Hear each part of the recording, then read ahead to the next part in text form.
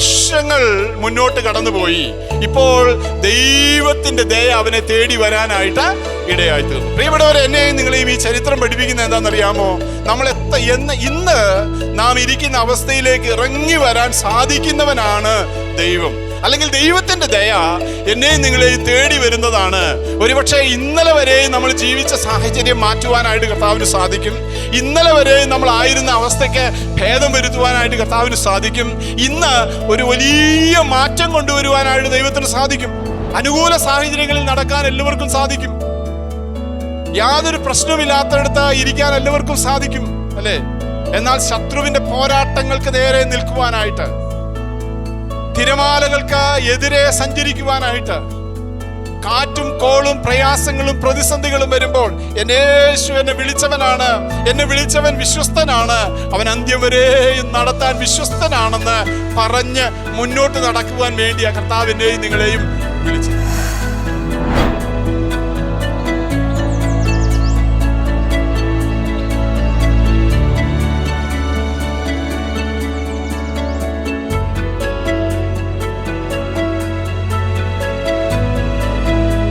വിശുദ്ധ സഭാരാധനയിൽ കർത്താവിനെ മഹത്വപ്പെടുത്തുവാൻ ഇന്ന് കർത്താവ് നമ്മെ സഹായിച്ചു. തുടർന്നുള്ള വചനധ്യാനത്തിനായി നമുക്ക് 2 ശമൂവേൽ 9-ാം അധ്യായം 3 മുതൽ 6 വരെയുള്ള വേദഭാഗം നമുക്ക് വായിക്കാം. 2 ശമൂവേൽ 9-ാം അധ്യായത്തിൻ്റെ 3 മുതൽ 6 വരെയുള്ള വേദഭാഗം. 9-ാം അധ്യായം മുഴുവനാണ് നമ്മൾ ഇന്ന് ധ്യാനിക്കാനായിട്ട് പോകുന്നത്. 13 വാക്യങ്ങൾ മാത്രമേ ഉള്ളൂ. വളരെ ശക്തമായ ഒരു ദൂത് നൽകി തരുന്നതായ അധ്യായമാണ് ശമൂവേൽ പ്രവാചകന്റെ 2-ാം പുസ്തകം 9-ാം അധ്യായം. അതിന്റെ 3 മുതൽ 6 വരെയുള്ള വേദഭാഗം ആരെങ്കിലും വായിച്ചു? ഞാൻ ദൈവത്തിന്റെ ദയ കാണിക്കേണ്ടതിന് ശൗലിന്റെ കുടുംബത്തിൽ ആരെങ്കിലും ഉണ്ടോ എന്ന് രാജാവ് ചോദിച്ചതിന് 2 കാലും മുണ്ടനായിട്ട് യോനാഥന്റെ ഒരു മകനുണ്ട് എന്ന് സീബ രാജാവിനോട് പറഞ്ഞു. അവൻ എവിടെ എന്ന് രാജാവ് ചോദിച്ചതിന് ലോദബാരിൽ അമിയന്റെ മകനായ മഖീരിന്റെ വീട്ടിലുണ്ട് എന്ന് സീബ രാജാവിനോട് പറഞ്ഞു. അപ്പോൾ ദാവീദ് രാജാവ് ആളയച്ചു ലോദബാരിൽ അമീരേലിന്റെ മകനായ മഖീരിന്റെ വീട്ടിൽ നിന്ന് അവനെ വരുത്തി. ഷൗലിന്റെ മകനായ യോദാനിന്റെ മകൻ മെഫിബോശത്ത് ദാവീദിന്റെ അടുക്കൽ വന്നു, സാഷ്ടാംഗം വീണ് നമസ്കരിച്ചു. ദാവീദ് മെഫിബോശത്തിനെ എന്ന് വിളിച്ചതിന് അടിയനെന്ന് അവൻ പറഞ്ഞു. വളരെ അനുഗ്രഹീതമായ ഒരു ഭാഗമാണ്. ഇതിന്റെ പശ്ചാത്തലം നമുക്ക് അറിയാം. ശൗലും യോനാഥാനും മരിച്ചു.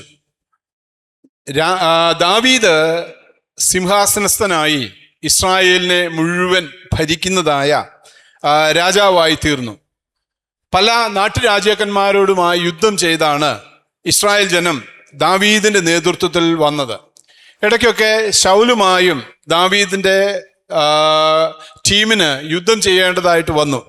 പലപ്പോഴും ശൗലിനെ ദാവീദിന് പിടിക്കാനുള്ള അവസരമൊക്കെ ദാവീദിന് വന്നുവെങ്കിലും ദാവീദ് ശൗൽ ഒരു അഭിഷക്തനായതുകൊണ്ട് അതിന് വിട്ട് ഒഴിയുന്നതൊക്കെ നമുക്ക് കാണാനായിട്ട് സാധിക്കുന്നുണ്ട്.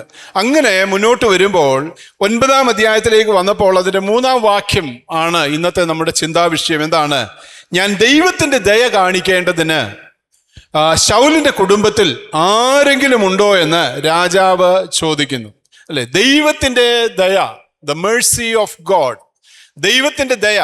ഇപ്പൊ ദാവീദ് സിംഹാസനസ്ഥനായി ഇസ്രായേലിനെ മുഴുവൻ ഭരിക്കുന്നതായ രാജാവായി തീർന്നു. 8:15 ഇങ്ങനെ ദാവീദ് ഇസ്രായേലിനെ വാണു. ദാവീദ് തൻ്റെ സകല ജനത്തിനും നീതിയും ന്യായവും നടത്തി കൊടുത്തു.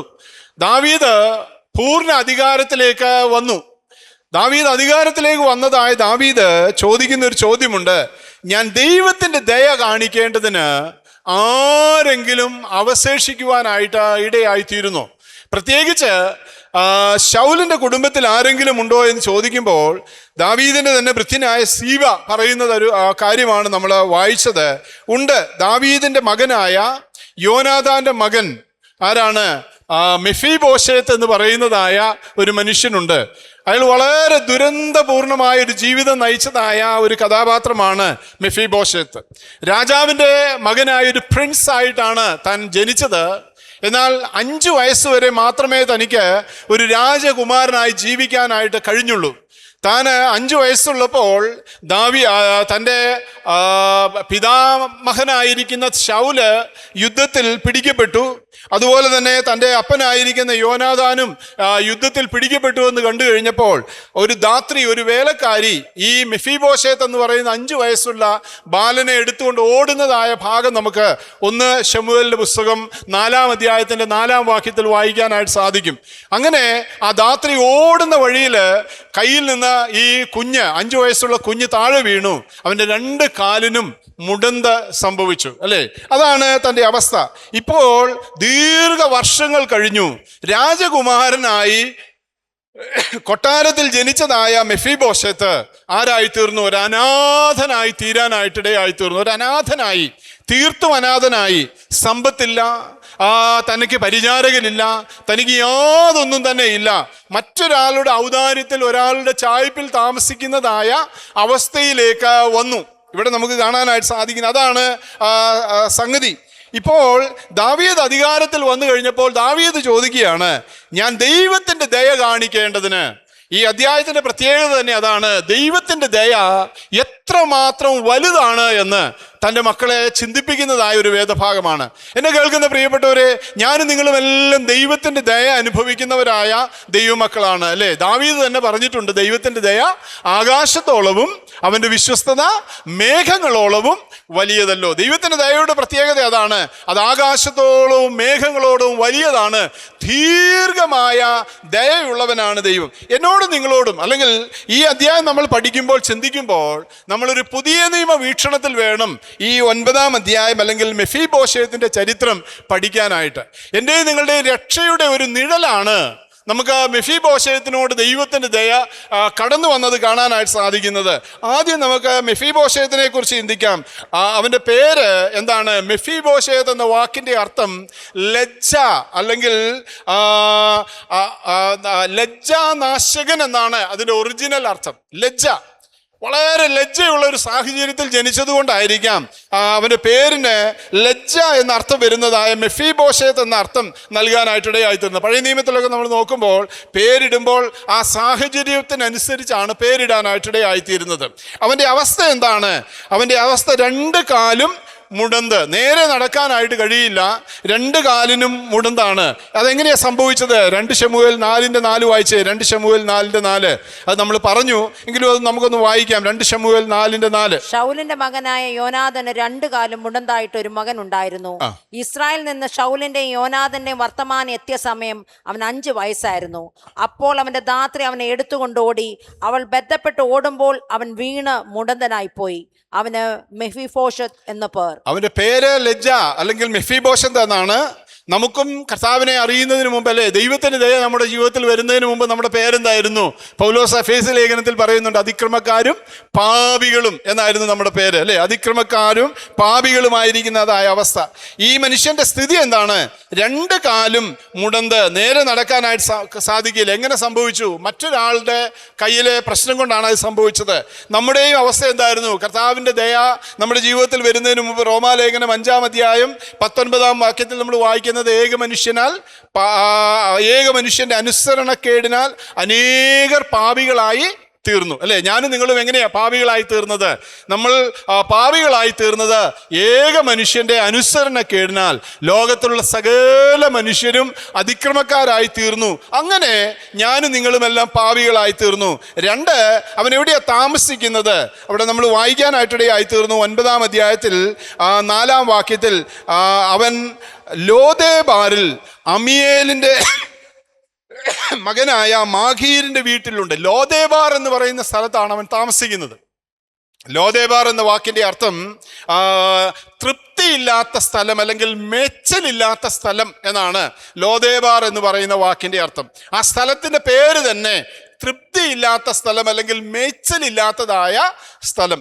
ഇസ്രായേലിൽ നിന്ന്, അല്ലെ, ദൂരെ യോർദാന് കിഴക്ക് ഗിലെയാദിന്റെ അരികിലുള്ളൊരു സ്ഥലമാണ് ലോദേബാർ എന്ന് പറയുന്നത്. ഗിലെയാദിന്റെ അരികിൽ യോർദാന് കിഴക്കായി സ്ഥിതി ചെയ്യുന്നതായ ഒരു സ്ഥലം.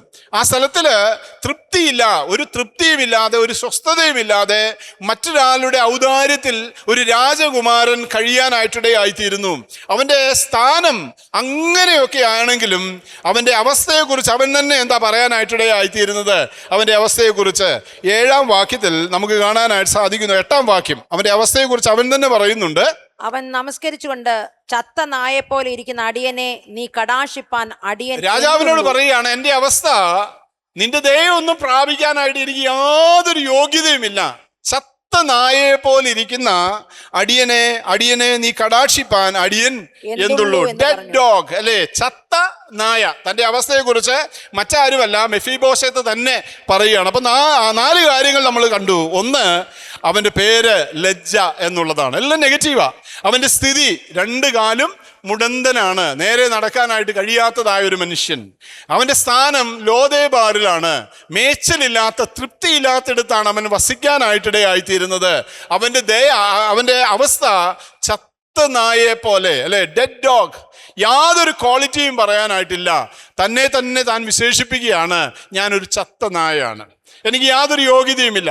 വേണമെങ്കിൽ പാരമ്പര്യം പറയുകയാണെങ്കിൽ ഇസ്രായേലിലെ ദീർഘനാൾ ഭരിച്ചതായ ശൗലിന്റെ കൊച്ചുമോനാണ് ഞാനൊരു പ്രിൻസ് ആണ് എന്ന് വേണമെങ്കിൽ പറയാമെങ്കിലും ഇന്ന് എൻ്റെ അവസ്ഥ ഒരു ചത്ത നായയെ പോലെയാണ്. ഇപ്പൊ ദീർഘവർഷങ്ങൾ കഴിഞ്ഞു. 5 വയസ്സുള്ളവരാണ് താൻ ദേശം വിട്ട് ഓടേണ്ടി വന്നത്. അല്ലെങ്കിൽ ആരോ കൊണ്ടുപോയി ഈ അമിയേലിന്റെ വീട്ടിൽ താമസിപ്പിച്ചതാണ്. അവിടെയാണ് താൻ വളർന്നത്. ഒരു അഭയാർത്ഥിയായിട്ടാണ് താൻ വളർന്നത്. ഇപ്പോൾ ദീർഘവർഷങ്ങൾ കഴിഞ്ഞു. ഇപ്പോൾ നമ്മൾ ഈ അധ്യായം പഠിക്കുമ്പോൾ തന്നെ വിവാഹിതനാണ്.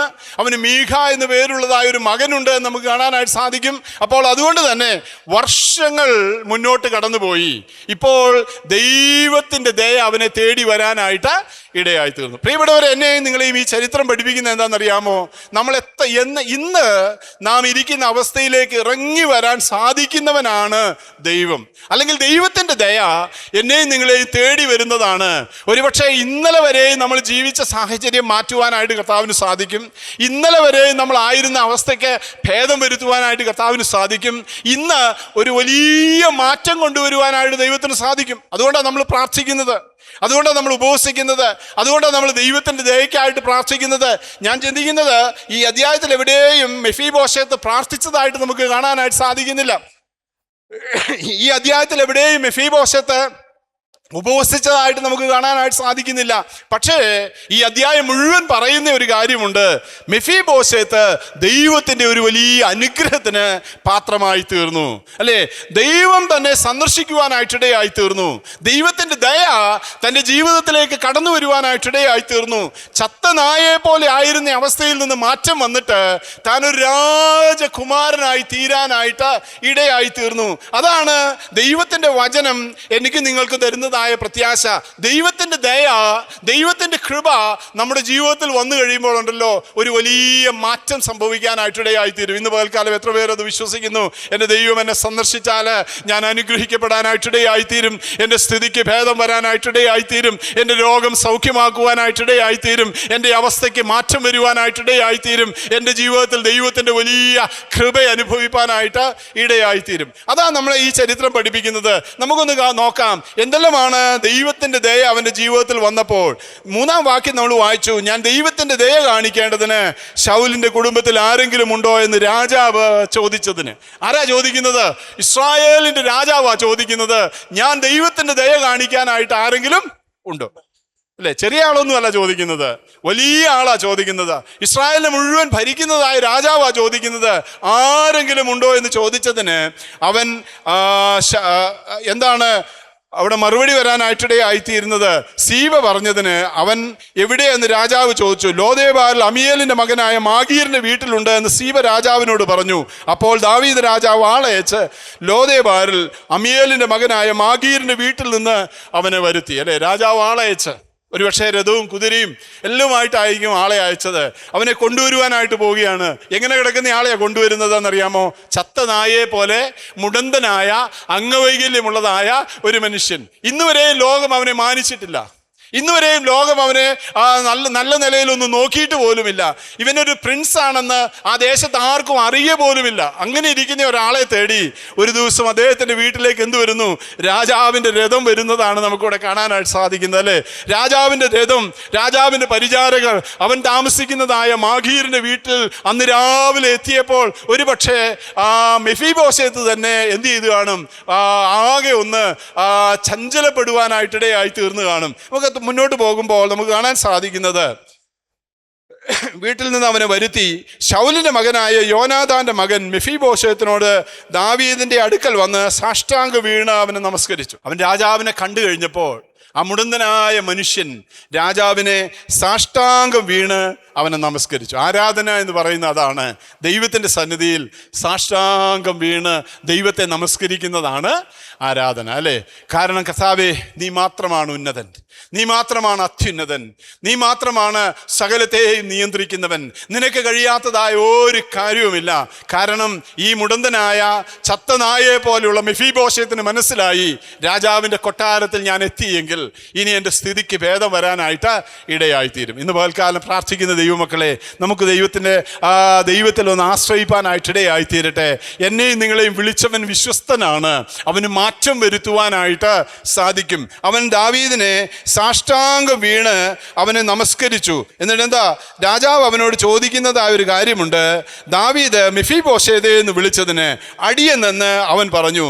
ദാവീദ് അവനോട് ഭയപ്പെടേണ്ട. ഒന്നാമത് ദൈവസന്നിധിയിൽ അല്ലെങ്കിൽ ദൈവത്തിൻ്റെ ദയ അവനെ ജീവിതത്തിൽ വന്നപ്പോൾ അവന് ലഭിച്ച ഒന്നാമത്തെ പ്രത്യേകത എന്താണെന്നറിയാമോ? അവനൊരു വാഗ്ദത്തം ലഭിക്കാനായിട്ട് ഇടയായിത്തീർന്നു. ആമേൻ. അവനൊരു വാഗ്ദത്തം ലഭിച്ചു. എന്താ വാഗ്ദത്തം? ഭയപ്പെടേണ്ട എന്നുള്ള വാഗ്ദത്തമാണ് മെഫീബോശേത്തിന് ലഭിച്ചത്.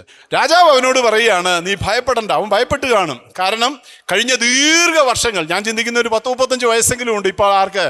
ഈ മെഫീബോശേത്തിന്. അവൻ്റെ വയസ്സൊന്നും പറഞ്ഞിട്ടില്ല. അധ്യായത്തിൻ്റെ അവസാനം പറഞ്ഞിട്ടുണ്ട്, അവനൊരു മകനുണ്ടായിരുന്നു, മീഖ എന്ന് പറയുന്ന ഒരു പുത്രനുണ്ടായിരുന്നു എന്ന് നമ്മളവിടെ വായിക്കുന്നുണ്ട്. അതുകൊണ്ട് ഞാൻ അസ്യൂം ചെയ്തതാണ്, ഈ വർഷങ്ങളൊക്കെ കണക്കെടുത്തിട്ട് ഒരു 35-40 വയസ്സുള്ളവനായിരിക്കും. മുടന്തനായൊരു മനുഷ്യൻ. അവൻ രാജാവിനെ കണ്ടപ്പോൾ സാഷ്ടാംഗം വീണു. അവനാകെ ഭയപ്പെട്ട് കാണും. ഇന്നലെ വരെയും ചത്ത നായയെ പോലെ ജീവിച്ച എന്നിലേക്ക് ദൈവത്തിൻ്റെ കൃപ ഇറങ്ങി വരാനായിട്ട് ഇടയായിത്തീരുന്നു. എന്നെ കേൾക്കുന്ന പ്രിയപ്പെട്ടവരെ, നമ്മുടെ ക്വാളിറ്റി നോക്കിയിട്ടല്ല കർത്താവ് നമ്മളെ സ്നേഹിക്കുന്നത്. ദൈവം നമ്മെ പരിഗണിക്കുന്നത്, ദൈവം നമ്മെ സ്നേഹിക്കുന്നത് നമ്മുടെ പ്രാർത്ഥനയുടെ വലിപ്പം കണ്ടിട്ടല്ല, നമ്മുടെ ഉപവാസത്തിൻ്റെ ശ്രേഷ്ഠത കണ്ടിട്ടല്ല. പിന്നെയോ ദൈവത്തിൻ്റെ ദയ ആരിലേക്കും, ആരാണോ തന്നെ കാക്ഷിക്കുന്നത്, ആരാണോ തന്നെ പ്രതീക്ഷിക്കുന്നത്, ആരാണോ തന്നിലേക്ക് തന്നെ നോക്കുവാനായിട്ടിടയായിത്തീരുന്നത്, ദാസന്റെ കണ്ണ് യജമാനന്റെ കയ്യിലേക്കും ദാസിയുടെ കണ്ണ് യജമാനത്തിയുടെ കയ്യിലേക്കും എന്ന പോലെ കർത്താവിലേക്ക് നോക്കുന്നത് ആരാണോ, പ്രതീക്ഷയോടെ കർത്താവേ നീ എൻ്റെ ജീവിതത്തിൽ അത്ഭുതങ്ങളെ ചെയ്യണമേ, നീ എൻ്റെ സ്ഥിതിക്ക് ഭേദം വരുത്തണമേ, മാറ്റം കൊണ്ടുവരണമേ എന്ന് പറഞ്ഞ് ആര് ദൈവസന്നിധിയിൽ പ്രാർത്ഥിക്കാനായിട്ടിടയായിത്തീരുന്നുവോ അവരുടെ എല്ലാം ജീവിതത്തിൽ ദൈവത്തിൻ്റെ കൃപ ലഭിക്കാനായിട്ടിടയായിത്തീരും. ഒന്നാമത് അവന് ലഭിച്ചത് ഒരു വാഗ്ദത്തം. എന്താ വാഗ്ദത്തം? ഭയപ്പെടേണ്ട എന്ന വാഗ്ദത്തം, അല്ലെ? ദൈവത്തിൻ്റെ വചനത്തിൽ എനിക്ക് നിങ്ങൾക്ക് ഏറ്റവും അധികം ലഭിച്ചിട്ടുള്ളത് ഈ വാഗ്ദത്തമാണ്, ഭയപ്പെടേണ്ട എന്നുള്ള വാഗ്ദത്തം. ഉൽപ്പത്തി പുസ്തകം 15-ാം അധ്യായത്തിന്റെ 1-ാം വാക്യത്തിൽ അബ്രഹാമിന് ദൈവം ഈ വാഗ്ദത്തം നൽകി. ഒന്നാമത്തെ പുസ്തകമായ ഉൽപ്പത്തി 1-ാം അധ്യായത്തിന്റെ 15-ാം വാക്യം നോക്കിയേ. അവിടെ അബ്രഹാമിന് ദൈവം ഈ വാഗ്ദത്തം നൽകി. വായിക്കാമോ? ഉൽപ്പത്തി 15:1. അതിന്റെ ശേഷം അബ്രഹാമിന് ദർശനത്തിൽ യഹോവയുടെ അരുളപ്പാട് ഉണ്ടായതെന്നാൽ, അബ്രഹാമേ ഭയപ്പെടേണ്ട, അബ്രഹാമേ ഭയപ്പെടേണ്ട, ഞാൻ നിന്റെ പരിചയം നിന്റെ അതിമഹത്തായ പ്രതിഫലവും, ഞാൻ നിന്റെ പരിചയം അതിമഹത്തായ പ്രതിഫലവുമാകുന്നു. അതിന് അബ്രഹാം, കർത്താവായ യഹോവേ, നീ എനിക്ക് എന്ത് തരും? കർത്താവേ, എനിക്ക് നീ എന്ത് തരും? എനിക്ക് സമ്പത്തൊക്കെ ഉണ്ട് എങ്കിലും എനിക്ക് എന്താണോ ആവശ്യമായിരിക്കുന്നത് എനിക്കില്ല, അല്ലേ? കർത്താവ് അവനോട് പറയുകയാണ്. അതിനുശേഷം അബ്രഹാമിന് ദർശനത്തിൽ യഹോവയുടെ അരുളപ്പാട് ഉണ്ടായത് എന്തെന്നാൽ, അബ്രഹാമേ ഭയപ്പെടേണ്ട, ഞാൻ നിന്റെ പരിചയം നിന്റെ അതിമഹത്തായ പ്രതിഫലവുമാകുന്നു. കർത്താവ് എന്നോട് നിങ്ങളോട് ഇന്ന് പകൽക്കാലം ഈ ആരാധനയുടെ മധ്യേ പറയുന്നത് എന്താണെന്നറിയാമോ? ഞാൻ നിന്റെ പരിചയമാണ്, ഞാൻ നിന്റെ അതിമഹത്തായ പ്രതിഫലമാകും. ഞാൻ നിന്റെ പരിചയമാണ്. മറ്റെല്ലാവരും ഒരുപക്ഷെ നിന്നെ പഴിക്കുകയും നിന്ദിക്കുകയും നിനക്കെതിരെ പറയുകയും ഒക്കെ ചെയ്യുമ്പോഴും അബ്രഹാമിനോട് കർത്താവ് പറയുന്നത്, ഞാൻ നിന്റെ പരിചയമാണ്, ഞാൻ നിനക്ക് ആരാണ്? അതിമഹത്തായ പ്രതിഫലമാണ്. അബ്രഹാം കർത്താവിനോട് ചോദിക്കുന്നുണ്ട്, നീ എനിക്ക് എന്ത് തരും? വായിച്ചു. ഞാൻ മക്കളില്ലാത്തവനായി നടക്കുന്നുവല്ലോ, എന്റെ അവകാശി ദമശേക്കുകാരനായി എലിയാസർ അത്രേ. എന്റെ ബാല്യക്കാരനായ എലിയാസറാണ് എന്റെ അവകാശി. കർത്താവേ, എനിക്ക് ധാരാളം സമ്പത്തുണ്ട്, ഈ കാര്യങ്ങളൊക്കെ ഉണ്ടെങ്കിലും എനിക്ക് മക്കളില്ല, അല്ലേ? അബ്രഹാം ഭാരപ്പെട്ടു. ദൈവം പറഞ്ഞു, ഞാൻ നിന്റെ പ്രതിഫലമാണ്, ഞാൻ നിന്റെ അതിമഹത്തായ പ്രതിഫലമാണ്, ഞാൻ നിനക്ക് പരിചയമാണ്. ഇന്ന് പകൽക്കാലം എന്നോട് നിങ്ങളോടും കർത്താവ് സംസാരിക്കുന്നത്, ഏത് പ്രയാസത്തിൻ്റെ മധ്യ ആയിരിക്കുന്നുവെങ്കിലും, ഏത് പ്രതികൂലത്തിൻ്റെ മധ്യ ആയിരിക്കുന്നുവെങ്കിലും ഭയപ്പെടേണ്ട. അബ്രഹാമിൻ്റെ മകനായ ഇസ്ഹാക്കിനോട് കർത്താവ് അത് പറഞ്ഞു. 26 അധ്യായം 24 വാക്യം, ഉൽപ്പത്തി പുസ്തകം 26:24. ഉൽപ്പത്തി പുസ്തകം 26 അധ്യായത്തിന്റെ 24 വാക്യം. രാത്രി യഹോവ അവന് പ്രത്യക്ഷനായി, ഞാൻ നിന്റെ പിതാവായ അബ്രഹാമിന്റെ ദൈവമാകുന്നു, നീ ഭയപ്പെടേണ്ട, ഞാൻ നിന്നോട് കൂടെയുണ്ട്. ഇസാക്ക് കർഷകനായിരുന്നു അല്ലേ? നമ്മൾ വായിക്കുന്നുണ്ട്, ഇസാക്ക് ആ ആണ്ടിൽ എന്ത് ചെയ്തു? വിതച്ചു, 100 മേനി കൊയ്തു എന്നൊക്കെ നമ്മൾ വചനത്തിൽ വായിക്കുന്നുണ്ട്. പക്ഷെ വെള്ളമില്ല. ഈ ദേശത്തെത്തിയപ്പോൾ ഇസാക്കിന് വെള്ളമില്ല. ഇസാക്കിന്റെ വേലക്കാർ, ദാസന്മാർ പോയി കിണർ കുഴിച്ചു. പക്ഷേ ശത്രുക്കൾ വന്ന് ആ കിണറൊക്കെ കൈവശമാക്കാനായിട്ടിടയായി തീർന്നു. അതിൻ്റെ മുകൾ വാക്യത്തിൽ നമ്മൾ വായിക്കുന്നുണ്ട്. എന്നാൽ 24 വാക്യത്തിലേക്ക് വന്നപ്പോൾ, അന്ന് രാത്രി യഹോവ അവന് പ്രത്യക്ഷനായി, ഞാൻ നിന്റെ പിതാവായ അബ്രഹാമിൻ്റെ ദൈവമാകുന്നു, നീ ഭയപ്പെടേണ്ട, ഞാൻ നിന്നോട് കൂടെയുണ്ട്. എൻ്റെ ദാസനായ അബ്രഹാം നിമിത്തം ഞാൻ അനുഗ്രഹിച്ച് നിന്റെ സന്തതിയെ വർദ്ധിപ്പിക്കുമെന്ന് പറഞ്ഞു. താഴോട്ട് നമ്മൾ വായിക്കുമ്പോൾ അവർ വീണ്ടും ആദ്യ ശത്രുക്കൾ പല കിണറുകൾ കുഴിച്ചു. ആ കിണറുകളെല്ലാം ശത്രുക്കൾ വന്ന് കൈവശമാക്കി. അവർക്ക് വെള്ളം കോരാനില്ല, അവർക്ക് കൃഷി ചെയ്യാൻ സാധിക്കുന്നില്ല, അവർക്ക് വലിയ പ്രതിസന്ധി ഉണ്ടായി. എന്നാൽ പിന്നീട് ദൈവത്തിൻ്റെ വാഗ്ദത്തം വന്നു കഴിഞ്ഞപ്പോൾ ഇസാക്കും തൻ്റെ ദാസന്മാരും മറ്റൊരു ഇടത്ത് പോയി കിണർ കുഴിച്ചു. ആ കിണർ അവർക്ക് അനുഗ്രഹമായി തീർന്നു. അങ്ങനെ അവർ വിതച്ചു. ആ ആണ്ടിൽ അവർക്ക് 100 മേനി കൊയ്യാനായിട്ട് ഇടയായി തീർന്നു. അനുഗ്രഹിക്കുന്നവനായ കർത്താവ് അല്ലേ? സംഖ്യാപുസ്തകത്തിലേക്ക് വരുമ്പോൾ മോശയോട് ദൈവം പറഞ്ഞു, നീ ഭയപ്പെടേണ്ട. ഇന്ന് പകൽക്കാലം ഒരുപക്ഷെ ഞാനും നിങ്ങളുമൊക്കെ ഭയപ്പെട്ട് ആകുലതയിൽ കഴിയുന്നുവെങ്കിൽ ദൈവത്തിൻ്റെ വചനം നമ്മോട് പറയുന്നത്, ഭയപ്പെടേണ്ട, എൻ്റെ സാന്നിധ്യം നിങ്ങളോട് കൂടെ ഉണ്ടെങ്കിലുണ്ടല്ലോ യാതൊരു ഭയത്തിൻ്റെയും ആകുലതയുടെയും ആവശ്യമില്ല. സംഖ്യാപുസ്തകം 21 അധ്യായത്തിന്റെ 34 വാക്യം. അപ്പോൾ യഹോവ മോശയോട്, അവനെ ഭയപ്പെടേണ്ട, അവനെ അവന്റെ സകല ജനത്തെയും അവന്റെ ദേശത്തെയും ഞാൻ നിന്റെ കയ്യിൽ. അപ്പോൾ യഹോവ മോശയോട്, അവനെ ഭയപ്പെടേണ്ട, അവനെയും അവന്റെ സകല ജനത്തെയും അവന്റെ ദേശത്തെയും ഞാൻ നിന്റെ കയ്യിൽ ഏൽപ്പിച്ചിരിക്കുന്നു അല്ലേ? അപ്പോൾ ഭയപ്പെട്ടിരിക്കുകയാണ് മോശ. എന്താ കാര്യം? അവിടെ ഓഗ്, അതിന്റെ മുകളിൽ വാക്യത്തിൽ പറഞ്ഞിട്ടുണ്ട്, ബാശാൻ രാജാവായ ഓഗ് വളരെ ശക്തനാ. സങ്കീർത്തനത്തിൽ പോലും പരാമർശിച്ചിട്ടുള്ളതായ രാജാവാണ് ഓഗ് അല്ലേ? ബാശാൻ രാജാവായ ഓഗിനെയും എന്ന് നമ്മൾ വായിക്കുന്നുണ്ട്. വളരെ ശക്തനായ രാജാവ്, ധാരാളം സൈന്യമുള്ളതായ രാജാവ്. അവര് മോശയ്ക്ക് നേരെ യുദ്ധത്തിനായിട്ട് വന്നു. അവർ ഗ്രാമങ്ങളെ പിടിച്ചെടുക്കാനായിട്ടിടയായി തീർന്നു. എന്നാൽ ദൈവം പറഞ്ഞു, യഹോവ മോശയോട്, അവനെ ഭയപ്പെടേണ്ട, അവനെയും അവൻ്റെ സകല ജനത്തെയും ദേശത്തെയും ഞാൻ നിന്റെ കയ്യിൽ ഏൽപ്പിച്ചിരിക്കുന്നു. ആളുകൾ പലപ്പോഴും മറ്റുള്ളവരുടെ ധനം കണ്ടിട്ടും, മറ്റുള്ളവരുടെ ആ ശ്രേഷ്ഠത കണ്ടിട്ടും അല്ലേ, മറ്റുള്ളവരുടെ വലിപ്പം കണ്ടിട്ടും അതിൽ വീണു പോവുകയും അതിനെ കണ്ട് ഭ്രമിക്കുകയൊക്കെ ചെയ്യുന്നതായ ആളുകളെ നമുക്ക് കാണാനായിട്ട് സാധിക്കും. എന്നാൽ മോശയോട് പറഞ്ഞു, നീ ബാശാൻ രാജാവായ ഓഗിനെ നീ ഭയപ്പെടണ്ട, നിന്റെ മേൽ ആ ദൈവത്തിൻ്റെ അഭിഷേകം നിന്റെ മേലുള്ളത് കൊണ്ട് നീ അവനെയും അവൻ്റെ സകലത്തെയും ഞാൻ നിന്നെ ഏൽപ്പിച്ചിരിക്കുക. അതാണ് അഭിഷേകത്തിൻ്റെ പ്രത്യേകത. അതാ ദൈവകൃപയുടെ പ്രത്യേകത, അതാ ദൈവത്തിൻ്റെ ദയയുടെ പ്രത്യേകത. നമുക്ക് മടങ്ങിപ്പോകാം. ഇവിടെ മെഫീബോശേത്തിന് ലഭിച്ചതും ഇത് തന്നെയാണ്. അവൻ ഒന്നുമില്ലാത്തവനായിരുന്നു, അവൻ മുടന്തനായിരുന്നു അല്ലേ? അവന് ആ ചത്ത നായയെ പോലെ കഴിഞ്ഞവനായിരുന്നു. ദീർഘവർഷങ്ങൾ മറ്റുള്ളവരുടെ കരുണയിൽ ആരുടെയോ വീടിൻ്റെ ചായ്പിൽ കഴിഞ്ഞവനായിരുന്നു. എന്നാൽ ഇപ്പോൾ ഇസ്രായേലിൻ്റെ രാജാവ് അവനോട് പറയുകയാണ്, നീ ഭയപ്പെടേണ്ട. ഇന്ന് പകൽക്കാലം ഭയമുണ്ടോ എൻ്റെ നിങ്ങളുടെ ജീവിതത്തിൽ? ആകുലതയുണ്ടോ നമ്മുടെ ജീവിതത്തിൽ?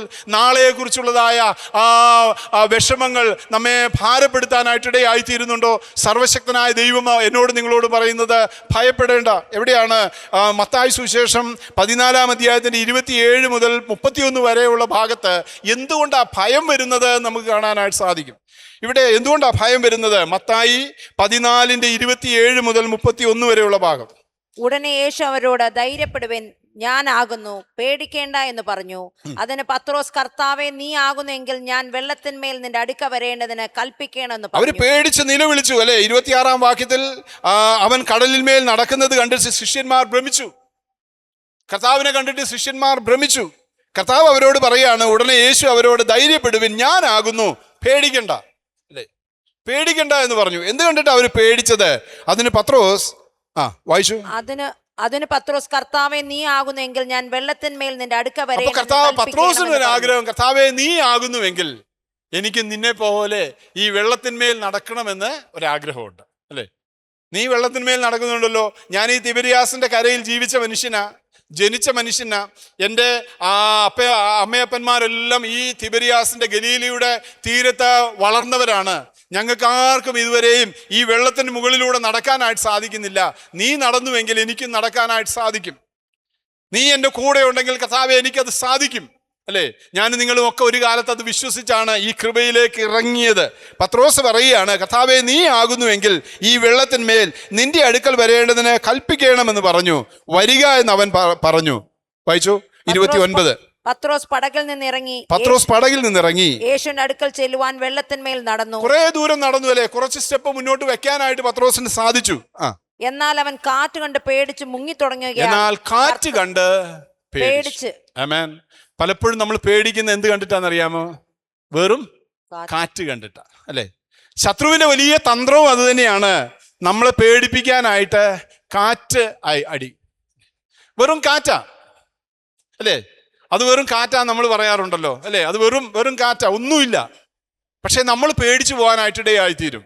ശത്രുവിന്റെ ഒരു വലിയ തന്ത്രമാണ് നമ്മളെ പേടിപ്പിച്ച് പിന്മാറ്റുവാനായിട്ട് കാറ്റ്. ഇവിടെ പത്രോസ് വലിയ തിരമാല കണ്ടല്ല പേടിച്ചത്, വലിയ പ്രതികൂലം കണ്ടല്ല പേടിച്ചത്, മറ്റെന്തെങ്കിലും കാര്യങ്ങളുടെ സാഹചര്യം കണ്ടല്ല പേടിച്ചത്. വെറും അവൻ കാറ്റ് കണ്ട് പേടിച്ച് മുങ്ങി തുടങ്ങിയാൽ കർത്താവേ എന്നെ രക്ഷിക്കണമേ എന്ന് നിലവിളിച്ചു. എന്നെ കേൾക്കുന്ന പ്രിയപ്പെട്ടവരെ, ദൈവത്തിന്റെ വചനം എന്താ പറയുന്നതെന്നറിയാമോ? ഭയപ്പെടേണ്ട, ഞാൻ നിങ്ങളോട് കൂടെയുണ്ട്, അല്ലേ? ഞാൻ നിങ്ങളോട് കൂടെയുണ്ട്. 31-ാം വാക്യം, യേശു കൈ നീട്ടി അവനെ പിടിച്ച്, അല്പവിശ്വാസിയെ നീ എന്തിന് സംശയിച്ചു എന്ന് പറഞ്ഞു. നീ എന്തിന് സംശയിച്ചു?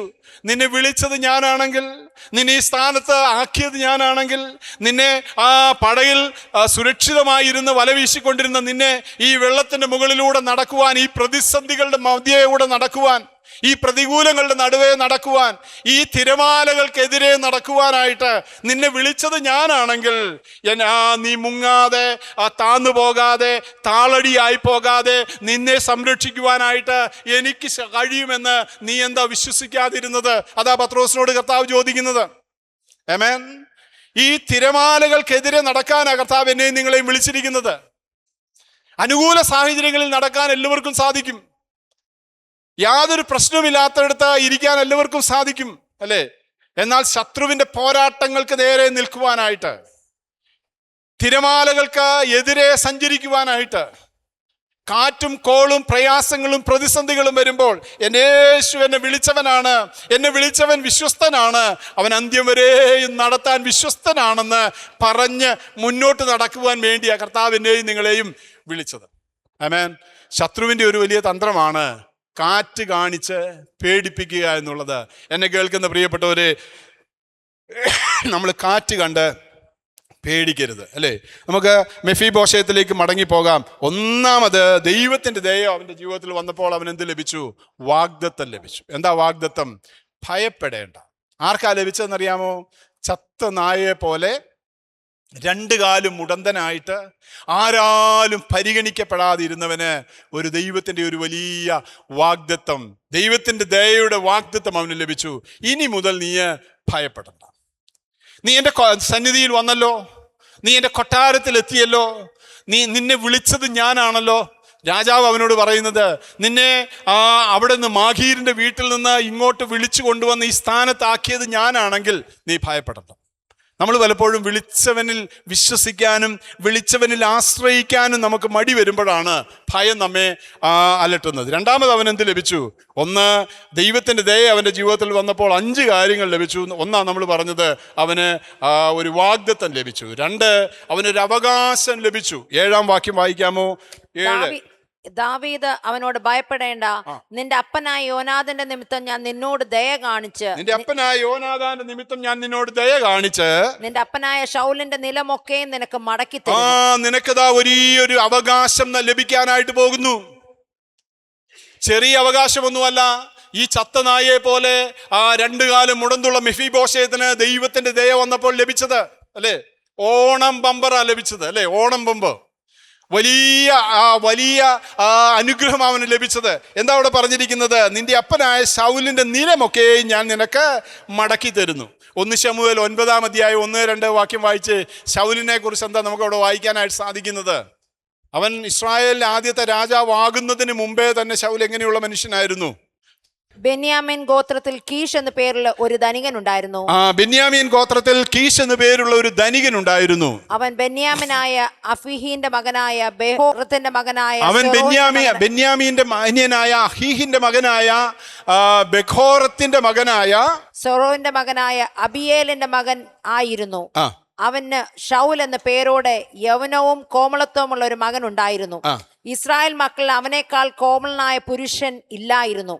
അവൻ എല്ലാവരെക്കാളും തോൾ മുതൽ പൊക്കമേറിയവൻ ആയിരുന്നു. അപ്പോൾ ശൗല് ധനികനായി തീർന്നത് ഇസ്രായേലിന്റെ രാജാവായതിനു ശേഷമല്ല, അല്ലേ? ശൗലിന്റെ കുടുംബം എന്ന് പറയുന്നത് ആ ദേശത്തിൽ ഏറ്റവും ധനികരായിരുന്ന കുടുംബമായിരുന്നു എന്ന് ഈ വാക്യങ്ങളിൽ നമുക്ക് മനസ്സിലാക്കാനായിട്ട് സാധിക്കും. ഇപ്പോൾ ഈ സമ്പത്തെല്ലാം കൂടെ ആർക്ക് ലഭിക്കാനായിട്ടിടയായി തീർന്നു? 7-ാം വാക്യത്തിൽ നിന്റെ അപ്പനായ ശൗലിന്റെ നിലമൊക്കെ ഞാൻ നിനക്ക് മടക്കി തരുന്നു. എവിടെ കഴിഞ്ഞിരുന്ന ആളാണെന്നറിയാമോ? മാഖീരിന്റെ ചായ്പിൽ കിടന്നുറങ്ങിയിരുന്ന മനുഷ്യനാ, അല്ലേ? മുടന്തനാ, അവനൊന്നും ചെയ്യാനായിട്ട് സാധിക്കില്ല, 2 കാലും മുടന്തനാ. മാഖീരിന്റെ വീട്ടിന്റെ ചായ്പിൽ അവന്റെ ദയ കൊണ്ട് അവൻ കൊടുക്കുന്ന ഭക്ഷണവും കഴിച്ച് കഴിഞ്ഞിരുന്ന മനുഷ്യനാ. ഇപ്പോൾ ആ ദൈവത്തിന്റെ ദയ അവന്റെ ജീവിതത്തിൽ വന്നപ്പോൾ എവിടെ എത്തി? രാജാവിന്റെ കൊട്ടാരത്തിലെത്തി. ആമേൻ. അവന് ഒരു വാഗ്ദത്തം ലഭിച്ചു, ഭയപ്പെടണ്ട, ഇനി മുതൽ നീ ഭയപ്പെടണ്ട. 2, അവനൊരു വലിയ അവകാശം ലഭിച്ചു, അല്ലേ? ശൗലിന്റെ നിലമൊക്കെ ഞാൻ നിനക്ക് മടക്കി തരുന്നു. എന്നെ കേൾക്കുന്ന പ്രിയപ്പെട്ടവരെ, ഞാൻ ആദ്യമേ പറഞ്ഞല്ലോ, ഇതൊരു പുതിയ നിയമ വീക്ഷണത്തിൽ വേണം നമ്മൾ ഈ അധ്യായം ധ്യാനിക്കാനായിട്ട്.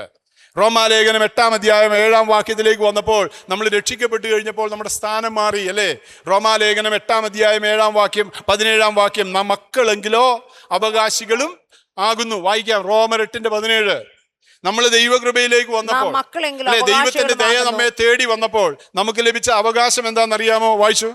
നാം മക്കളെങ്കിലും അവകാശികളുമാകുന്നു. ദൈവത്തിന്റെ അവകാശികളും ക്രിസ്തുവിന് കൂട്ടവകാശികളും തന്നെ. അതുകൊണ്ട് ഇന്ന് പകൽക്കാലം നമ്മൾ ഭയപ്പെടരുത്, നമ്മൾ ആകുല ചിത്തരാകേണ്ട ആവശ്യമില്ല. എന്നെ വിളിച്ചവനായ ദൈവം പറയുകയാണ്, നീ മകനാണെങ്കിൽ, നീ മകളാണെങ്കിൽ. വിളിച്ചപ്പോൾ തന്നെ നമുക്ക് എന്താ പദവി ലഭിച്ചത്? നമ്മളെ മക്കളാക്കി തീർത്തു, അല്ലെ? കാൺമിൻ, നാം ദൈവമക്കളെന്ന് വിളിക്കപ്പെടുവാൻ പിതാവ് എത്ര വലിയ സ്നേഹം നമുക്ക് നൽകിയിരിക്കുന്നു, അല്ലെ? കർത്താവ് നമ്മളെ വിളിച്ചപ്പോൾ തന്നെ ദൈവത്തിന്റെ മക്കളാക്കി തീർത്തു. റോമാലേഖനം 8-ാം അധ്യായത്തിന്റെ 17-ാം വാക്യത്തിലേക്ക് പോയപ്പോൾ നാം മക്കളെങ്കിലോ അവകാശികളുമാകുന്നു, ദൈവത്തിന്റെ അവകാശികളും. ആമേൻ. പ്രിയപ്പെട്ടവരെ, ദൈവത്തിന്റെ അവകാശികൾ എന്ന് പറയുന്നത് ചെറിയൊരു സ്ഥാനമൊന്നുമല്ല. ഹല്ലേലൂയ. ക്രിസ്തുവിന് കൂട്ടവകാശികൾ എന്ന് പറയുന്നത് ചെറിയ സ്ഥാനമല്ല. ദൈവസന്നിധിയിൽ രക്ഷിക്കപ്പെട്ട് സ്നാനപ്പെട്ട് ദൈവകൃപയിൽ ജീവിക്കുന്ന, കർത്തൃമേശയിൽ പങ്കാളികളായി വിശുദ്ധ ജീവിതം നയിക്കുന്നതായ ഒരു ദൈവവൈതലിന്റെ സ്ഥാനം എന്ന് പറയുന്നത് ഒരു വലിയ സ്ഥാനമാണ്. അതുപോലൊരു സ്ഥാനമാണ് ഇപ്പോൾ ആർക്ക് ലഭിച്ചത്?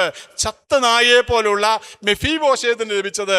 മെഫീബോശേത്തിനോട് പറയുകയാണ്, നിന്റെ അപ്പനായ ശൗലിന്റെ നിലമൊക്കെ ഞാൻ നിനക്ക് മടക്കി തരുന്നു, അല്ലെ? രണ്ടാമത് പിന്നെ അവനെന്ത് ലഭിച്ചു? അവനൊരു സ്ഥാനം ലഭിച്ചു. മൂന്നാമത് അവനൊരു സ്ഥാനം ലഭിച്ചു. ഒരു വാഗ്ദത്തം ലഭിച്ചു, ഭയപ്പെടേണ്ട എന്നുള്ള വാഗ്ദത്തം. 2, അവൻ അവകാശം ലഭിച്ചു. ശൗലിന്റെ നിലമൊക്കെ ഞാൻ നിനക്ക് മടക്കി തരുന്നു എന്ന് പറഞ്ഞു. മടക്കി തരുന്നു എന്ന് പറയാൻ കാരണം എന്താ? രാജാവ് അതെല്ലാം പിടിച്ചെടുത്തു. ശൗലിനെയും തൻ്റെ കുടുംബത്തെയും പരാജയപ്പെടുത്തി. ധനികനായ രാജാവായിരുന്ന, ദീർഘവർഷം ഇസ്രായേലിന്റെ രാജാവായിരുന്ന ശൗലിന്റെ നിലമൊക്കെയും ഇപ്പോൾ ദാവീദ് രാജാവിന്റെ കയ്യിലാണ്. അതെല്ലാം ചത്തനായെ പോലെയുള്ള നിനക്ക് ഞാനിതാ തിരികെ നൽകുവാനായിട്ടിടയായി തീരുന്നു എന്ന് പറഞ്ഞ് ദൈവത്തിന്റെ ഒരു വലിയ അനുഗ്രഹം, നന്മ മെഫീബോശേത്തിലേക്ക് ദൈവം നൽകാനായിട്ടിടയായി തീർന്നു. 3, അവനൊരു സ്ഥാനം നൽകി. എന്താ സ്ഥാനം എന്നറിയാമോ? 7-ാം വാക്യത്തിൽ തന്നെ ഉണ്ട്. 7-ാം വാക്യത്തിൽ തന്നെ, നീയോ നിത്യം എന്റെ മേശയെങ്കിൽ ഭക്ഷണം കഴിച്ചു കൊള്ളണം. അവന് ലഭിച്ച സ്ഥാനം, നീയോ നിത്യം എന്റെ മേശയിൽ നിന്ന് ഭക്ഷണം കഴിച്ചു കൊള്ളണം, അല്ലേ? ഇനി മുതൽ നീ നിത്യം ഭക്ഷിക്കേണ്ടത് എവിടെയാന്നാ പറഞ്ഞിരിക്കുന്നത്? രാജാവിന്റെ മേശയിൽ നിന്ന്. Hallelujah, praise the Lord, hallelujah. അതാ സ്ഥാനം.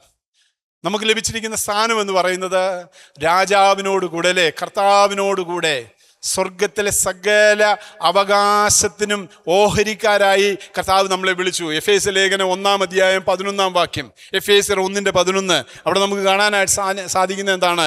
എഫേസ്യർ 1:11, അവനിൽ നാം അവകാശവും പ്രാപിച്ചു. മതി, അവനിൽ നാം അവകാശവും പ്രാപിച്ചു. പൗലോസ് വളരെ വ്യക്തമായി പറഞ്ഞിട്ടുണ്ട്, അവനിൽ നമുക്കൊരു അവകാശം ഉണ്ടായിരുന്നില്ല. ആമേൻ. പാപികളായി, ദോഷികളായി, ഇസ്രായേൽ പൗരതയോട് സംബന്ധമില്ലാതെ ജാതികളായിരുന്ന ഞാനും നിങ്ങളും. നമ്മളൊക്കെ ആരായിരുന്നു? ജാതികളായിരുന്നു, അല്ലേ? ഇസ്രായേൽ പൗരതയോട് യാതൊരു സംബന്ധമുള്ളവരായിരുന്നില്ല, ബന്ധമുണ്ടവരായിരുന്നില്ല. പിന്നെ നമുക്ക് എവിടുന്ന് അവകാശം ലഭിച്ചത്? എങ്ങനെയാ അവകാശം ലഭിച്ചത്? എഫേസ്യ ലേഖനം 1:11 പൗലോസ് പറയുന്നു, അവനിൽ നാം അവകാശവും പ്രാപിച്ചു. തൻ്റെ ഹിതത്തിന്റെ ആലോചന പോലെ സകലവും പ്രവർത്തിക്കുന്നവന്റെ നിർണയപ്രകാരം മുൻ നിയമിക്കപ്പെട്ടത് മുമ്പിൽ കൂട്ടി, അല്ലേ, നമുക്ക് വേണ്ടി കർത്താവ് ഒരവകാശം നൽകി തരാനായിട്ട് ഇടയായി. അതുകൊണ്ടാണ് ഞാൻ പറഞ്ഞത്, ഈ അധ്യായം വായിക്കുമ്പോൾ വെറുതെ വായിക്കരുത്. പുതിയ നിയമത്തിൽ എന്നെയും നിങ്ങളെയും കർത്താവ് രക്ഷിച്ച വിധങ്ങളെ ഓർത്ത്, നമ്മുടെ സ്ഥാനം എന്തായിരുന്നു എന്ന് ഓർത്ത്, അതിനോട് ചേർത്ത് വേണം ഈ അധ്യായം ധ്യാനിക്കാൻ. ദൈവം നമുക്ക് തന്നിരിക്കുന്ന വാഗ്ദത്തമാണ് ഭയപ്പെടേണ്ട എന്നുള്ള വാഗ്ദത്തം. 2, അവൻ നമുക്ക് അവകാശം നൽകി തന്നു. സ്വർഗത്തിലെ സകല ആത്മീയ അനുഗ്രഹത്താലും അവൻ നമ്മെ അനുഗ്രഹിപ്പാനായിട്ടിടയായി തീർന്നു. മെഫീബോശേത്തിന് ഒരു സ്ഥാനം ലഭിച്ചു. നിത്യം നീ എൻ്റെ മേശയിൽ നിന്ന് ഭക്ഷണം കഴിച്ചുകൊള്ളണം. രാജകീയ ഭോജനത്തിന് ഉടമയായി തീരുവാനായിട്ട് ഇടയായി തീർന്നു. ആമേൻ. അവൻ ആരായി തീർന്നു? രാജാവിൻ്റെ മേശയിൽ നിന്ന് ഭക്ഷിക്കുന്നവനായി തീർന്നു. കഴിഞ്ഞ ദീർഘവർഷങ്ങൾ എങ്ങനെയാവും ഭക്ഷിച്ചത്? കഴിഞ്ഞ ദീർഘവർഷങ്ങൾ ഈ മെഫീബോശേത്ത് എങ്ങനെയാ കഴിഞ്ഞത്? ദൈവത്തിന്റെ ദയ അവനെ തേടി വരുന്നതിന് മുമ്പ് അവന്റെ അവസ്ഥ എന്തായിരുന്നു? അവൻ എങ്ങനെയായിരുന്നു ഭക്ഷണം കഴിച്ചുകൊണ്ടിരുന്നത്? ആരോടുകൂടിയായിരുന്നു അവന് പങ്കാളിത്തം ഉണ്ടായിരുന്നത്? എന്തായിരുന്നു അവന്റെ അവസ്ഥ? എന്നാൽ രക്ഷിക്കപ്പെട്ട് കഴിഞ്ഞാൽ എനിക്ക് നിങ്ങൾക്കും ലഭിച്ചതായ സ്ഥാനം. ആമേൻ. നമ്മളെല്ലാ ആഴ്ചയും കൂടി വരുമ്പോഴല്ലോ നമുക്കൊരു മേശയുണ്ട്, അല്ലേ? ഈ മേശയുടെ പേരെന്താണ്? Lord's table. ലോർഡ്സ് ടേബിൾ എന്നാണ് ആ മേശയുടെ പേര്. മെഫീബോശേത്ത് കഴിക്കുന്നത് രാജാവിൻ്റെ മേശയിൽ നിന്നാണെങ്കിൽ, രക്ഷിക്കപ്പെട്ട ഒരു ദൈവ പൈതൽ ഭക്ഷിക്കുന്നത് എവിടെ നിന്നാണെന്നറിയാമോ? കർത്താവിൻ്റെ മേശയിൽ നിന്നാണ് നമ്മൾ പങ്കാളികളാകാനായിട്ട് ഇടയായിത്തീരുന്നത്. ഇതിനെ അവഹേളിക്കുന്നവരുണ്ട്, ഇതിനെ നിന്ദിക്കുന്നവരുണ്ട്, ഇതിങ്ങനെ പാടില്ല എന്ന് പറയുന്നവരുണ്ട്, പണ്ടിങ്ങനെ ആയിരുന്നില്ല അങ്ങനെ ആയിരുന്നു എന്ന് പറയുന്നവരുണ്ട്. അവരോട് ദൈവത്തിൻ്റെ വചനം പറയുന്നത് എന്താണെന്നറിയാമോ? ഒരു കാലത്ത് ഞാൻ ഈ മേശയിൽ പങ്കാളിയാകുവാൻ യാതൊരു യോഗ്യതയും ഉണ്ടായിരുന്നവനായിരുന്നില്ല, അന്യനും പരദേശിയുമായിരുന്നു, ഇസ്രായേൽ പൗരതയോട് സംബന്ധമില്ലാത്തവനായിരുന്നു, പുറംപറമ്പിലായിരുന്നു. എന്നാൽ എൻ്റെ കർത്താവ് തൻ്റെ മുൻനിർണയത്താൽ എന്നെ കണ്ട്, എന്നെ വിളിച്ച്, എന്നെ വേർതിരിച്ച്, രക്ഷിക്കപ്പെട്ട്, സ്നാനപ്പെട്ട് ഈ ദൈവകൃപയിലേക്ക് വന്ന് ദൈവത്തിൻ്റെ മകൻ എന്നുള്ള സ്ഥാനം നൽകി തന്ന് ഈ രാജകീയ ഭോജനത്തിന് അവകാശിയാക്കി എന്നെ തീർത്തു. Hallelujah, praise the Lord. അതുകൊണ്ടാണ് ഞാൻ പറഞ്ഞത്, മെഫീബോശേത്തിന്റെ ചരിത്രം പഠിക്കുമ്പോൾ ഒരു പുതിയ നിയമ വിശ്വാസി പുതിയ നിയമത്തിലെ രക്ഷയോടുള്ള ബന്ധത്തിൽ വേണം അതിനെ ചിന്തിക്കാനായിട്ട് ഇടയായിത്തീരേണ്ടത്. എനിക്ക് ലഭിച്ചതായ സ്ഥാനം എന്ന് പറയുന്നത് ഒരു വലിയ സ്ഥാനമാണ്. അവിടെ 7-ാം വാക്യത്തിൽ നമ്മൾ കണ്ടു, മെഫീബോശേത്തിനോട് പറയുകയാണ്, നീയോ നിത്യം എൻ്റെ മേശയിൽ നിന്ന് കഴിച്ചു കൊള്ളണമെന്ന് പറഞ്ഞു. അവൻ നമസ്കരിച്ചുകൊണ്ട്, ചത്ത നായയെ പോലെ ഇരിക്കുന്ന അടിയനെ നീ കടാക്ഷിപ്പാൻ അടിയൻ എന്തുള്ളൂ? I am nothing. കർത്താവേ, ഞാൻ ഏതുമില്ലാത്തവനാണ്. ഈ മേശയിൽ പങ്കുചേരുന്നതിന് മുമ്പ് ഓരോരുത്തരും ധ്യാനിക്കേണ്ടത് അത് തന്നെയാണ്. I am nothing. എനിക്കൊന്നുമില്ല, എനിക്ക് യാതൊരു അർഹതയുമില്ല, അല്ലെങ്കിൽ എനിക്ക് യാതൊരു അർഹതയും ഉണ്ടായിരുന്നില്ല. പിന്നെയോ ദൈവത്തിൻ്റെ ദയ എന്നെ തേടി വന്നു കഴിഞ്ഞപ്പോൾ ഞാൻ ആരായി തീർന്നു? അതിന് അർഹതയുള്ളവനായി തീരാനായിട്ട് ഇടയായി. മാസത്തിൽ 1 പാടുള്ളൂന്ന് ചില സഭകളിലൊക്കെ ഉണ്ടല്ലേ. എങ്ങനെയാണ് ഈ കഷ്ടമൊക്കെ വന്നത്? പണ്ട് സമയം പോയോന്ന്? സമയം പോയി എങ്കിലും പറയാം. പണ്ട് ഒരു വീട്ടിൽ ഒരു മമ്മി, ഒരമ്മ മീൻ വെട്ടി കറി വെക്കുന്നത് മോളിങ്ങനെ ശ്രദ്ധിച്ചു. അപ്പോൾ എന്നും മീൻ വെട്ടുമ്പോൾ അവളുടെ അമ്മ മീനിൻ്റെ വാലിൻ്റെ ഭാഗവും വെട്ടിക്കളയും, തലയുടെ ഭാഗവും വെട്ടിക്കളയും, നടുക്കുള്ള ഭാഗം മാത്രം കറി വെക്കും. എല്ലാ വർഷം എന്നും അവൾ ഈ കാഴ്ച കാണുന്നതാണ്. കുറേ നാൾ കഴിഞ്ഞ് അവളുടെ കൂട്ടുകാരിയുടെ വീട്ടിൽ പോയി. അവളുടെ കൂട്ടുകാരിയുടെ വീട്ടിൽ ചെന്നപ്പോൾ അവിടെ അവളുടെ കൂട്ടുകാരിയുടെ അമ്മ മീൻ വെട്ടിക്കൊണ്ടിരിക്കുകയാണ്. അവരെങ്ങനെയാണ് മീൻ വെട്ടുന്നത്? വാലും തലയൊക്കെ കളയുന്നുണ്ട്, പക്ഷേ കളയേണ്ട ഭാഗം മാത്രമേ കളയുന്നുള്ളൂ. അപ്പോൾ അവൾ തിരിച്ചു വീട്ടിൽ വന്നിട്ട് മമ്മിയോട് ചോദിച്ചു, മമ്മി മീൻ വെട്ടുമ്പോൾ മീനിൻ്റെ തലയുടെ ഭാഗവും വാലിൻ്റെ ഭാഗവും കളഞ്ഞിട്ട് ആ നടുക്കത്തെ ഒരു പീസ് മാത്രമേ എടുത്ത് കറി വെക്കുന്നുള്ളല്ലോ, അതെന്താ എന്ന് ചോദിച്ചു. അപ്പം മമ്മി പറഞ്ഞു, എൻ്റെ അമ്മ അങ്ങനെയാണ് കറി വെക്കുന്നത്, ഞാൻ അതാണ് കണ്ടിട്ടുള്ളത്. എൻ്റെ അമ്മ കറി വെക്കുന്നത് മീൻ്റെ നടുക്കത്തെ ആ കഷ്ണം മാത്രമാണ് എൻ്റെ അമ്മ കറി വെക്കുന്നത്. അപ്പോൾ അവളുടെ ഗ്രാൻഡ് മദറിൻ്റെ അടുക്കൽ ചോദിച്ചു. ഗ്രാൻഡ് മദർ പറഞ്ഞു, ഇങ്ങനെ മീനിൻ്റെ നടുക്കത്തെ കഷ്ണം മാത്രമാണ് മമ്മി കറി വെക്കുന്നത്. മമ്മിയോട് ചോദിച്ചപ്പം പറഞ്ഞു, അമ്മച്ചി കറി വെക്കുന്നത് ഇങ്ങനെയാണ്, അത് കണ്ടാണ് മമ്മി അത് പഠിച്ചത് എന്ന് പറഞ്ഞു. അമ്മച്ചി പറഞ്ഞു, എൻ്റെ അമ്മയും അങ്ങനെ തന്നെയാണ് കറി വെക്കുന്നത്, മീനിൻ്റെ നടുക്കത്തെ തുണ്ടം മാത്രമാണ് എൻ്റെ മമ്മി കറി വെക്കുന്നത്. അപ്പം മോൾ വിചാരിച്ചു, എന്നാൽ ഇതിൻ്റെ രഹസ്യം അറിയണമല്ലോ, ഗ്രേറ്റ് ഗ്രാൻഡ് മദറിനോട് ചോദിക്കാം. അവൾ യാത്ര ചെയ്ത് അവരുടെ വില്ലേജിൽ ചെന്നു. ഗ്രേറ്റ് ഗ്രാൻഡ് മദറിനോട് ചോദിച്ചു, വല്യമ്മച്ചി അമ്മച്ചി മീൻ കറി വെക്കുമ്പോൾ മീനിൻ്റെ നടുക്കത്തെ തുണ്ടം മാത്രമാണോ കറി വെക്കുന്നത്? അപ്പം അമ്മച്ചി പറഞ്ഞു, അത് മോളെ, അങ്ങനെയൊന്നും അല്ല മീൻ വെട്ടേണ്ടതെന്ന് എനിക്കറിയാമായിരുന്നു. പിന്നെ എൻ്റെ ഭർത്താവ് ഒരു ഫിഷർമാനാണ്, എൻ്റെ ഭർത്താവ് ഒരു മീൻ പിടിക്കുന്നതായ മനുഷ്യനായിരുന്നു. അദ്ദേഹം എല്ലാ ദിവസവും ധാരാളം മീന് കൊണ്ടുവരും, എല്ലാ ദിവസവും ധാരാളം മീൻ കൊണ്ടുവരും. അതുകൊണ്ട് തന്നെ അതിൻ്റെ വാലും തലയും ഒന്നും എടുക്കേണ്ട ആവശ്യം എനിക്ക് ഇല്ല. പിന്നെ മാത്രമല്ല, നമ്മുടെ വീട്ടിലെ ചട്ടി വളരെ ചെറുതായിരുന്നു, ചെറിയ മീൻ ചട്ടിയാണ് ഉണ്ടായിരുന്നത്. ഇഷ്ടംപോലെ മീൻ കൊണ്ടുവരികയും ചെയ്യും. അതുകൊണ്ട് എന്ത് ചെയ്തു? അതുകൊണ്ട് സൗകര്യത്തിന് ഞാൻ എന്താക്കി തീർത്തതാണ്, ഞാൻ എൻ്റെ സൗകര്യത്തിന് വേണ്ടി മീനിൻ്റെ നടുക്കത്തെ ഭാഗം മാത്രം കറി വെച്ചതാണ്. ഒന്നാമത് എൻ്റെ ഭർത്താവ് ഒരു മീൻപിടുത്തക്കാരനാണ്, ഒത്തിരി മീൻ കൊണ്ടുവരും, ചട്ടിയും ചെറുതാണ്, അതുകൊണ്ട് നല്ലത് മാത്രം മതിയല്ലോ എന്ന് വിചാരിച്ചാണ് അങ്ങനെ കൊണ്ടുവന്നത് അല്ലേ. അപ്പം മോക്ക് മനസ്സിലായി, ഇത് കഷ്ടമല്ല, ഇത് സിസ്റ്റവും അല്ല, ഇതിങ്ങനെയല്ല പിന്തുടരേണ്ടതും. പിന്നെ മാസത്തിൽ 1 എന്നുള്ള രീതി എങ്ങനെയാ വന്നത്? അവനവൻ്റെ സൗകര്യത്തിന് വേണ്ടി അല്ലേ, ആരൊക്കെയോ ആക്കി തീർത്തതായി മാസത്തിൽ 1 എന്നുള്ളത്. വചനത്തിൽ പറഞ്ഞിരിക്കുന്നത് അവർ ദിനം പ്രതി ദേവാലയത്തിൽ കൂടി വരികയും വീട്ടിൽ അപ്പം നുറുക്കി കൂട്ടായ്മ ആചരിച്ചും പോന്നു എന്നാണ് അപ്പോസ്തല പ്രവർത്തികളിൽ നമുക്ക് കാണാൻ സാധിക്കുന്നത്. അവർ ദിനം പ്രതി ദേവാലയത്തിൽ കൂടി വരികയും, ദിനം പ്രതി ദേവാലയത്തിൽ കൂടുമ്പോൾ എന്തുകൊണ്ട് അവർ ദേവാലയത്തിൽ അപ്പം നുറുക്കാത്തത്? സംശയം വരും അല്ലേ. അവർ കൂടിയിരുന്ന ദേവാലയം ഇതുപോലെ പുതിയ നിയമ ദേവാലയം ആയിരുന്നില്ല. അവർ കൂടിയിരുന്ന ദേവാലയം സിനഗോഗായിരുന്നു, യഹൂദന്റെ സിനഗോഗിലാണ് കൂടിയത്. അവിടെ അപ്പം നുറുക്കാൻ അവർ അനുവദിക്കുകയില്ല. അതുകൊണ്ട് അവിടെ കൂടി പ്രാർത്ഥിച്ചിട്ട് അവർ വീട്ടിൽ കൂടിയിരുന്ന് അപ്പം നുറുക്കുമായിരുന്നു അല്ലേ. അപ്പോൾ ഈ കസ്റ്റങ്ങളും സിസ്റ്റങ്ങളും ഒക്കെ രൂപപ്പെടുന്നത് എങ്ങനെയാണെന്നറിയാമോ? അവനവൻ്റെ സൗകര്യത്തിനാണ്. അതുകൊണ്ട് മാസത്തിൽ 1 പാടുള്ളൂ, ഇങ്ങനെയാണ് എല്ലാവരും ചെയ്യുന്നത് എന്നുള്ളൊരു സൗകര്യമൊന്നുമില്ല. ഞാനൊരു വിഷയം മാറിപ്പോയി, നമുക്ക് മെഫീബോശേത്തിലേക്ക് തിരികെ വരാം. അവിടെ നമുക്ക് എന്താ കാണാൻ സാധിക്കുന്നത്? അവനൊരു സ്ഥാനം ലഭിച്ചു. എന്താ സ്ഥാനം? രാജാവിൻ്റെ മേശയിൽ നിന്ന് നിത്യം അല്ലേ, ഒരു നേരമല്ല രാജാവ് പറഞ്ഞത്. രാജാവിൻ്റെ ഓഫർ എന്താണെന്നറിയാമോ? ഒരു ദിവസം അല്ലെങ്കിൽ ഒരു നേരം കഴിച്ചോ എന്നുള്ളതല്ല രാജാവിൻ്റെ ഓഫർ. ഡേ ബൈ ഡേ,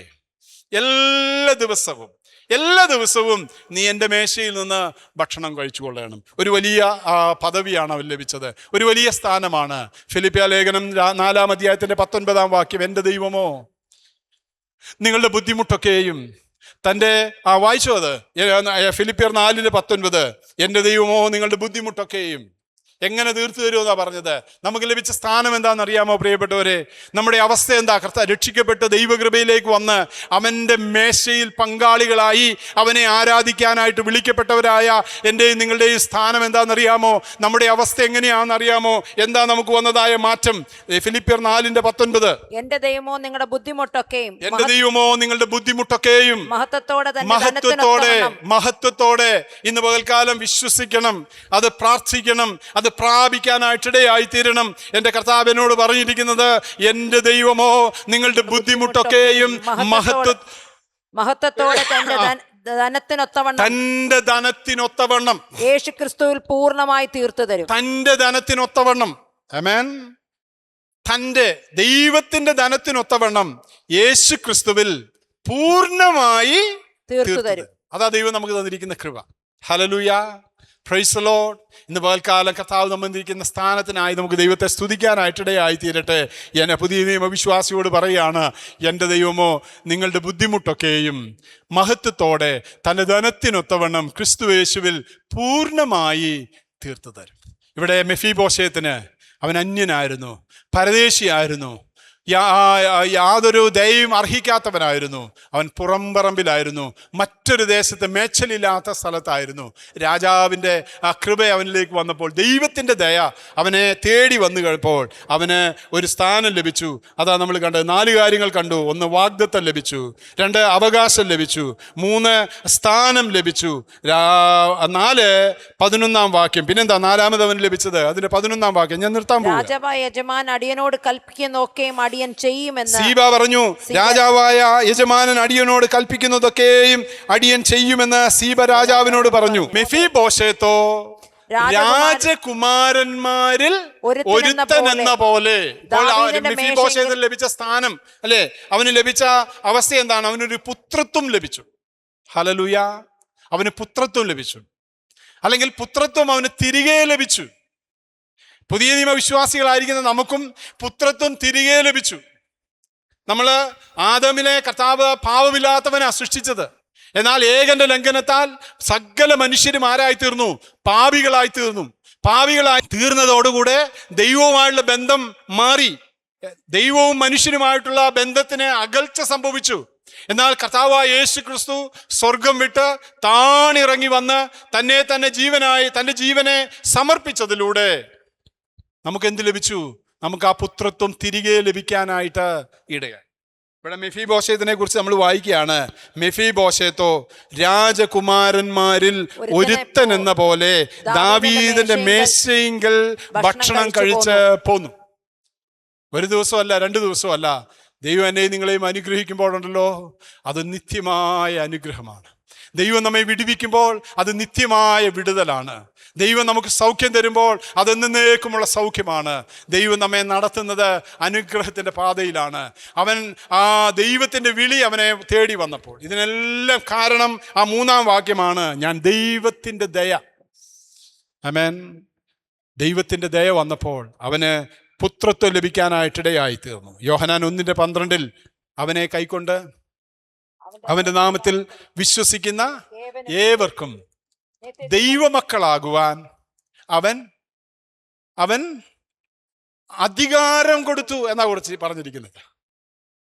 ദൈവമക്കളാകുവാൻ അവനെ കൈക്കൊണ്ട് അവന്റെ നാമത്തിൽ വിശ്വസിക്കുന്ന ഏവർക്കും ദൈവമക്കളാകുവാൻ അവൻ അധികാരം നൽകി. ഇല്ലേ? ഇത് അധികാരത്തിന്റെ സ്ഥാനമാണ്. ഇത് അധികാരത്തിൻ്റെതായ ആ അവസ്ഥയാണ്. ഇത് അധികാരത്തിന്റെ ശുശ്രൂഷയാണ്. നമുക്ക് ലഭിച്ചിരിക്കുന്നത് അധികാരത്തിന്റെ അവകാശമാണ്. ഇന്ന് പകൽക്കാലം അത് തിരിച്ചറിയണം. ആരുടെയും മുമ്പിൽ നമ്മൾ ഭ്രമിക്കേണ്ട ആവശ്യമില്ല, നമ്മൾ പേടിക്കേണ്ട ആവശ്യമില്ല. നമ്മൾ വിളിച്ചത് സർവശക്തനായ ദൈവമാണ്. നമുക്ക് പുത്രത്വം നൽകിയത് സർവശക്തനായ ദൈവമാണ്. അവനാ നമ്മളെ അനുദിനം നടത്താനായിട്ടിടയായി തീരുന്നത്.